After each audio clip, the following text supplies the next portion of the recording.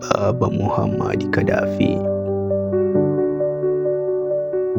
mfalme wa Afrika, mkombozi wa Libya. Alipenda nchi yake, alifanya kila kitu ili nchi yake iwe na amani na furaha,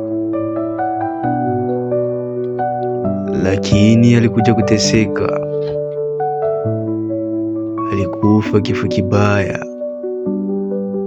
aliuliwa bila huruma. Kwa nini binadamu tuko hivi?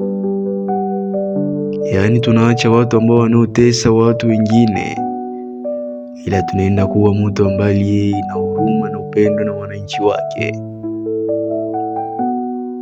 Pumzike kwa amani Muammar Gaddafi, tutakukumbuka